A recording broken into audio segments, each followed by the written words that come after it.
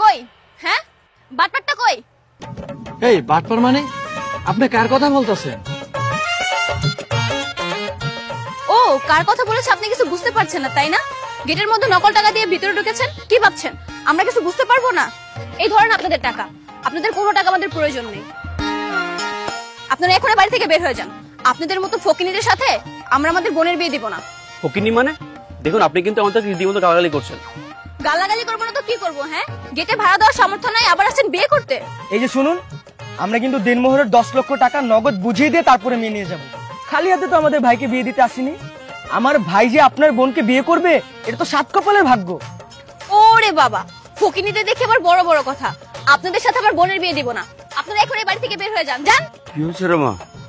হ্যাঁ, বরপক্ষের সাথে আমি ঝগড়া করছিস কেন? ঝগড়া করবো না তো কি করব?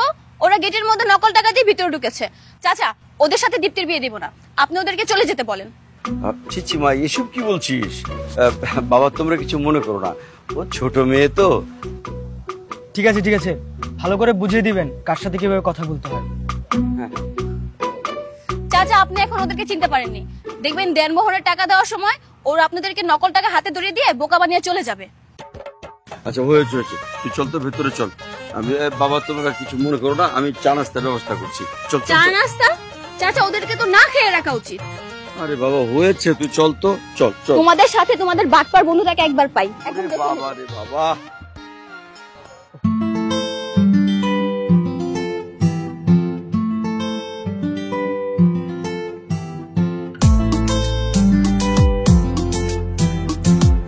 শাড়িতে কিন্তু আপনাকে অসম্ভব সুন্দর লাগছে। আরে সত্যি বলছি, আপনি তো আপনাকে দেখতে পাচ্ছেন না, কিন্তু খুব সুন্দর লাগছে। আরে দাঁড়ান দাঁড়ান দাঁড়ান। আচ্ছা আচ্ছা, আমি এক্সট্রিমলি সরি। আসলে আমি একটু বেশি করে ফেলেছি, আপনার সাথে এমন করাটা আমার উচিত হয়নি। সেটা আপনার এখন মনে হলো? ওইরকম একটা কাজ করার আগে সেটা আপনার মাথায় আসেনি? এই আপনি চুপ করবেন। সত্যি বলতে আমি আমার ভুল বুঝতে পেরেছি, প্লিজ আমাকে ক্ষমা করে দিন, প্লিজ প্লিজ প্লিজ। এই যে আমি কান ধরছি। আরে কি করছেন? কান ছাড়ুন। আশেপাশে অনেক লোকজন আছে, দেখলে খারাপ ভাববে। লোকজন যাই ভাবে ভাবুক, তাতে আমার কিছু আসে যায় না। আপনি কি ভাবছেন সেটা আমার কাছে সবচেয়ে ইম্পর্টেন্ট। আপনি আমাকে মাফ না করা পর্যন্ত আমি কান ছাড়বো না। আচ্ছা ঠিক আছে, আপনি কান ছাড়ুন, আমি আপনাকে মাফ করে দিয়েছি। সত্যি বলছেন? আরে বাবা হ্যাঁ সত্যি। কিন্তু আপনাকে তো দেখে মনে হচ্ছে না, আপনার মুখটা এখনো কালো হয়ে আছে। একটু হেসে হেসে তো কথা বলতে পারেন, তাই না? আপনি আমাদের কি হন যে আপনার সাথে হেসে হেসে কথা বলতে হবে?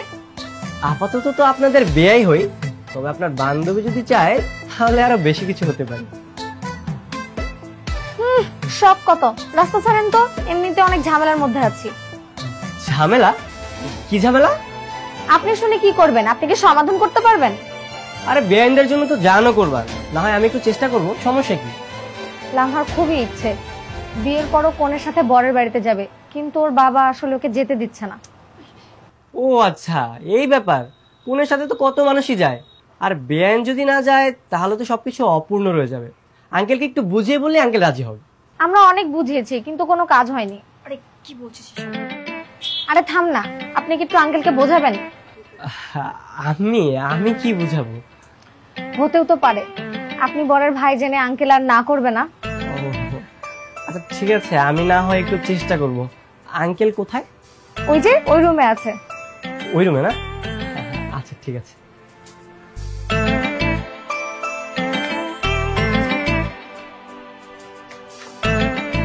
Balletto! Atto! Ti? আঙ্কেল সালাম আলাইকুম। Walaikum assalam. Balletto!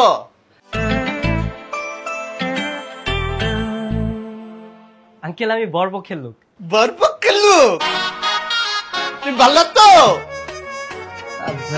জি আঙ্কেল, মানে একটা রিকোয়েস্ট ছিল। আচ্ছা তুই এরকমটা কেন করতে গেলি বলতো? প্রেশার তো সরি বলবই। বলো কি লিকুইড? বলো।